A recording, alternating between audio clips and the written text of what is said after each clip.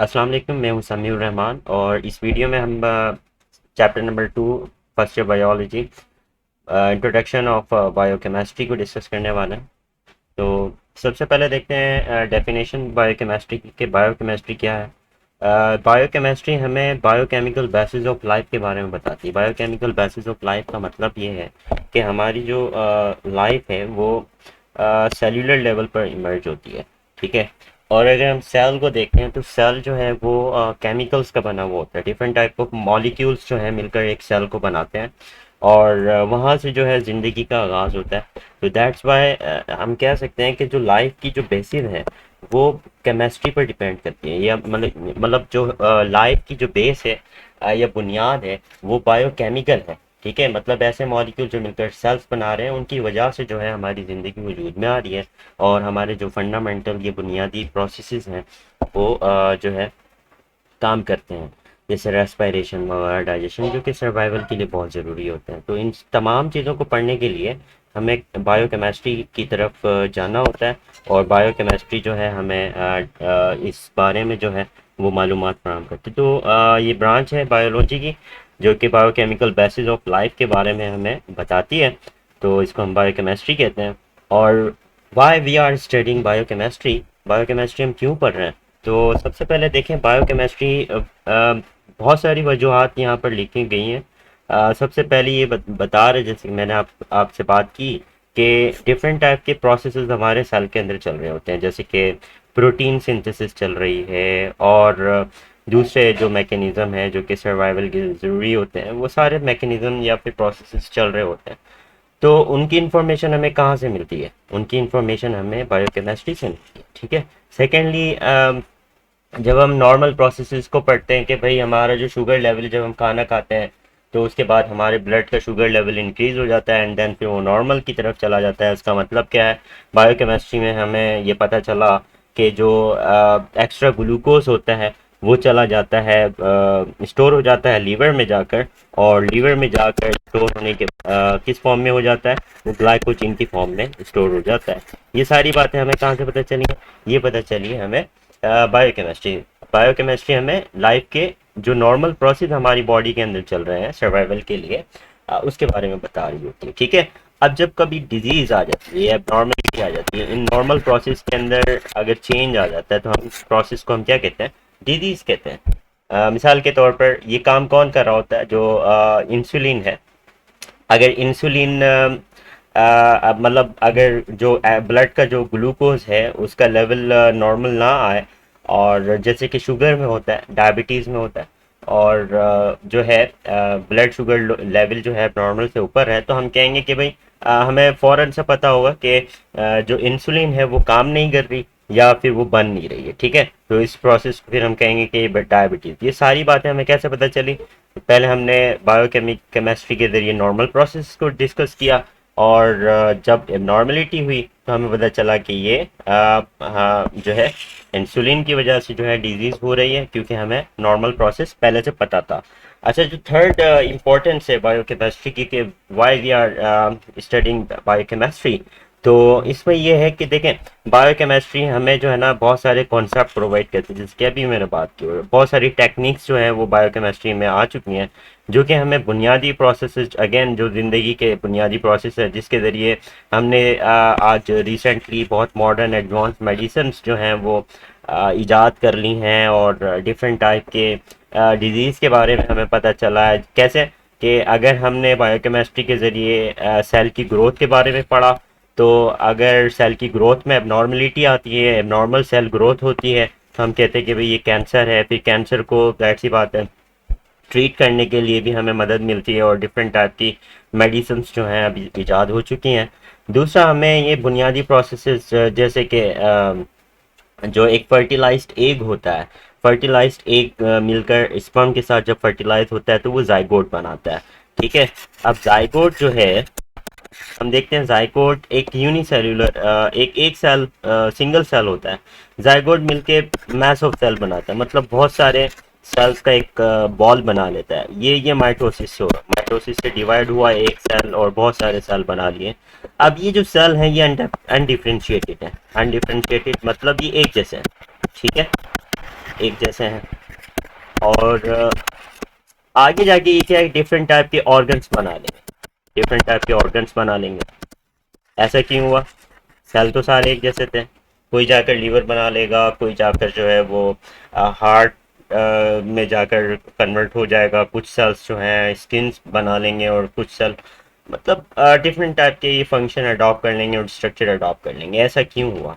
बहुत सारे सेल्स मिलकर एक एक स्पेसिफिक टाइप का ऑर्गन क्यों बना रहे हैं? उन्हें कैसे पता चल रहा है कि हम ऐसे सेल हैं जो कि हमने मिलकर हार्ट बनाना है? दूसरे सेल्स को कैसे पता चल रहा है कि हमें मिलकर जो है वो अपना लीवर बनाना है या डिफरेंट टाइप के ऑर्गन्स बना रहे हैं? ये सारी जो इन्फॉर्मेशन हमें बायोकेमिस्ट्री से मिलती है। That's why biochemistry is very important to study. ठीक है, अब हम देखते हैं कि जो हमारा सेल है उसकी कंपोजिशन देखते हैं, केमिकल कंपोजिशन ऑफ सेल। तो देखिए सेल का जो लिविंग, हम सेल को जब स्टडी करते हैं ना उसकी कंपोजिशन देखते हैं, क्योंकि बायोकेमिस्ट्री में हमने यही देखना है कि कौन कौन से मॉलिक्यूल्स या केमिकल्स मौजूद हैं सेल में। तो सबसे ज़्यादा जो, उससे पहले मैं आपको प्रोटोप्लाज्म के बारे में बताता हूँ। सेल के अंदर एक लिविंग मटेरियल होता है जिसे हम क्या कहते हैं, प्रोटोप्लाज्म कहते हैं। और प्रोटोप्लाज्म जो है वो एक living material, why it is called living material? Living material इसलिए कह रहे हैं क्योंकि अच्छा, प्रोटोप्लाज्म में कौन कौन से पार्ट्स आ जाते हैं सेल के, सबसे पहले ये देख लें। तो प्रोटोप्लाज्म में जो है वो न्यूक्लियस आ जाता है, साइटोप्लाज्म आ जाता है, सेल मेम्ब्रेन। तो ये मिलकर जो है प्रोटोप्लाज्म बनाती है। और क्यों? क्योंकि जो फंडामेंटल प्रोसेसेस हैं जो कि सर्वाइवल के ज़रूरी हैं, तो ये यहाँ पर जो है डन होता है। और देख it it it can maintain itself. ठीक है, ये स्ट्रक्चर्स जो हैं अपने आप को मेंटेन कर सकते हैं। वाइल अगर हम प्लांट सेल की बात करते हैं तो प्लांट सेल के अंदर कुछ एक और स्ट्रक्चर होता है जिसे हम क्या कहते हैं, आउटर मोस्ट बाउंड्री होती है, cell wall, which is non-living, which is not included in protoplasm. ठीक है, why? Because it cannot maintain itself. ठीक है, ये अपने आप को मेंटेन नहीं कर सकती, that's why it is not included in protoplasm. अच्छा, अब हम बात कर रहे हैं कि प्रोटोप्लाज्म जो है वो लिविंग मटेरियल होता है। प्रोटोप्लाज्म जो है उसकी अगर हम कंपोजिशन देखें तो सबसे ज़्यादा जो प्रोटोप्लाज्म में कंपोनेंट होता है या मॉलिक्यूल होता है वो वाटर होता है। ठीक है, मतलब 70 to 90% तो सेल के प्रोटोप्लाज्म में जो है वो वाटर होता है। ठीक है, अच्छा, अब वाटर के अलावा अगर हम वाटर को सेल के अंदर से एवोपरेट कर दें, ठीक है, तो बाकी क्या बचेगा, वो ड्राई मास बचेगा। ठीक है, ये ड्राई मास बचा। अच्छा, इस ड्राई मास को हम क्या, ड्राई वेट कहते हैं, जो बाकी जो मास बचा है इसे हम क्या कह रहे हैं, dry weight of the cell. ठीक। अच्छा, ये ड्राई वेट के अंदर हम देखते हैं कि कौन कौन से मॉलिक्यूल्स हैं ड्राई वेट के अंदर। तो इसमें ज़्यादातर जो मॉलिक्यूल्स हैं वो ऑर्गेनिक मॉलिक्यूल्स हैं। अब सवाल पैदा होता है कि ऑर्गेनिक मॉलिक्यूल्स क्या हैं? ऑर्गेनिक मॉलिक्यूल्स ऐसे मॉलिक्यूल्स होते हैं जो कि जिनमें कार्बन और हाइड्रोजन बॉन्डेड होते हैं, कार्बन और हाइड्रोजन के दरमियान में बॉन्ड होता है। ऐसे मॉलिक्यूल्स जो हैं वो ऑर्गेनिक मॉलिक्यूल्स कहलाते हैं। वाइल इनऑर्गेनिक मॉलिक्यूल्स में क्या होता है, इनऑर्गेनिक मॉलिक्यूल्स में कार्बन हो सकता है लेकिन ज़रूरी नहीं, कार्बन के साथ जो है वो हाइड्रोजन अटैच नहीं होगा, जैसे कार्बन डाइऑक्साइड है, अब यहाँ पर हाइड्रोजन की जगह ऑक्सीजन है। ठीक है, तो it is not you can say organic compound. Okay, तो यहाँ पर जहाँ जहाँ कार्बन के साथ हाइड्रोजन अटैच होगा, बॉन्डेड होगा, तो उसे हम ऑर्गेनिक कहेंगे, और जहाँ नहीं होगा वो इनऑर्गेनिक। तो सेल के प्रोटोप्लाज्म में अगर वाटर को हटा दिया जाए, निकाल दिया जाए, तो बाकी क्या बचता है? बाकी जितना भी ड्राई मास बचता है या ड्राई वेट बचता है, उसके अंदर सबसे ज़्यादा जो चीज़ है वो क्या है, वो है अ, उसके अंदर ऑर्गेनिक मॉलिक्यूल्स का वो बना हुआ होता है। ठीक है, अच्छा, अब हम बात कर रहे हैं कि ऑर्गेनिक मॉलिक्यूल्स या फिर पूरे प्रोटोप्लाज्म को हम देखते हैं, पूरे प्रोटोप्लाज्म को वाटर को इंक्लूड करके। तो ऐसे कौन से एलिमेंट्स हैं जो सबसे ज़्यादा प्रोटोप्लाज्म में मौजूद होते हैं? तो 6 ऐसे एलिमेंट हैं जो कि सबसे ज़्यादा प्रोटोप्लाज्म में मौजूद होते हैं। मतलब सेल का जो ज़्यादातर बायोमॉलिक्यूल सेल के अंदर मौजूद हैं वो इन 6 एलिमेंट्स ने मिलकर बनाने, इनके एटम्स ने मिलकर बनाने। कौन कौन से? Carbon, hydrogen, nitrogen, oxygen, phosphorus, sulphur. ठीक है, तो हम कहते हैं कि ये 98% जो सेल के मॉलिक्यूल्स हैं, बायोमॉलिक्यूल्स हैं, ये मिलकर ये 6 एलिमेंट्स के एटम मिलकर बना लेते हैं। ठीक है, अच्छा, अब हम बात कर रहे हैं कि भाई ये 6 एलिमेंट्स जो हैं इनकी प्रॉपर्टीज़ देख लेते हैं। तो इनकी प्रॉपर्टीज़ में देखें, सबसे पहले कार्बन है, एक इम्पॉर्टेंट एलिमेंट है जो कि 98% ऑफ प्रोटोप्लाज्म बनाने वाले एलिमेंट्स में से एक है। और इसका एटॉमिक मास और एटॉमिक नंबर आपके सामने है, ठीक है, एटॉमिक नंबर 6 एंड वेट 12। और किस फॉर्म में ये बॉडी के अंदर एंटर होता है, कार्बन डाइऑक्साइड की फॉर्म में एंटर होता है। और प्लांट्स में अगर हम देखें तो प्लांट्स के अंदर जो है ये फोटोसिंथेसिस में बहुत इंपॉर्टेंट होता है ड्यूरिंग कार्बन कार्बोक्सिलेशन, ठीक है। मतलब फोटोसिंथेसिस के अंदर जो है कार्बन डाइऑक्साइड कार्बन प्रोवाइड करता है ग्लूकोज की फॉर्मेशन के लिए। और अगर हम अपनी बॉडी के अंदर देखें तो कार्बन जो है वो हमारी बॉडी के अंदर बायोमोलिक्यूल्स में 18.5% हमारी बॉडी का जो वेट है वो कार्बन पर ही मुश्तमिल है, ठीक है। जो सेकंड है वो हाइड्रोजन है।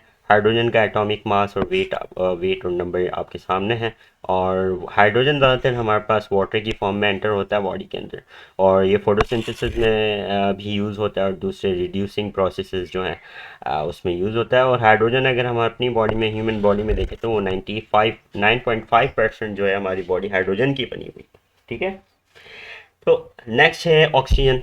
ऑक्सीजन जो है वो इसका एटॉमिक वेट ये है, और मॉलिक्यूलर मास, मॉलिक्यूलर जो फॉर्म है जिसके ज़रिए जिस फॉर्म में ये बॉडी में एंटर होती है तो वो O2 की फॉर्म में एंटर होती है ड्यूरिंग एरोबिक रेस्पिरेशन। रेस्पिरेशन के दौरान जो है ये बॉडी के अंदर एंटर होती है और यूटिलाइज होती है। ये ब्लड के ज़रिए सेल्स के अंदर जाती है एरोबिक रेस्पिरेशन के प्रोसेस में। और एरोबिक रेस्पिरेशन का प्रोसेस वो है जिसके अंदर सेल क्या करता है, सेल जो है वो ऑक्सीजन का यूज़ करके ग्लूकोज को ब्रेक डाउन करता है और एनर्जी हासिल करता है, ठीक है। दिस प्रोसेस का aerobic respiration. Respiration is not about the exchange of gases through lungs, ठीक है। Aerobic respiration is the process in which oxygen gets into cell and helps in breakdown of means oxidation of glucose to get energy, ठीक है। अच्छा, उसके बाद हमारे पास nitrogen है। Nitrogen NO3 ion and NH4 ammonium ion की form में हमारी बॉडी यूज़ करती है। और ये क्यों इंपॉर्टेंट है भाई, इसका अमाइनो एसिड बनाने में चाहिए होता है, और अमाइनो एसिड अगेन प्रोटीन बनाने के अंदर, और हार्मोन्स एंजाइम वगैरह या कोएंजाइम बनाने में काम आता है। और हमारी बॉडी में 3.3% जो है वो नाइट्रोजन ही होता है, ठीक है। मतलब हमारी बॉडी का जो वेट है उसके अंदर 3.3% नाइट्रोजन होता है, ठीक है। उसके बाद हमारे पास फॉस्फोरस है। फॉस्फोरस का एटॉमिक वेट नंबर ये है, और वो H2PO4 HPO4 आइंस के फॉर्म में हमारी बॉडी में यूज़ करती है हमारी बॉडी। और इनका फंक्शन क्या है, हमारी बॉडी जो है इनको ATP बनाने में, न्यूक्लिक एसिड बनाने में, फॉस्फोलिपिड्स बनाने में, और ये जो कोएंजाइम NADPH ये बनाने में यूज़ करती है। और अगर हम बॉडी वेट देखें, हमारी बॉडी का जो वेट है, कंपोजिशन है, उसके अंदर 1% फॉस्फोरस मौजूद होता है, ठीक है। उसके बाद जो है आखिरी एलिमेंट है सल्फर। सल्फर हमारी बॉडी के अंदर जो है SO4 आइंस, ठीक है, की फॉर्म में आता है। और बॉडी क्या फंक्शन है इसका, ये भी प्रोटीन बनाने में और कोएंजाइम बनाने में मदद करता है। और हमारी बॉडी की जो कंपोजिशन है उसके अंदर 0.3% सल्फर होती है, ठीक है। तो that's it, see you in the next video, thank you very much.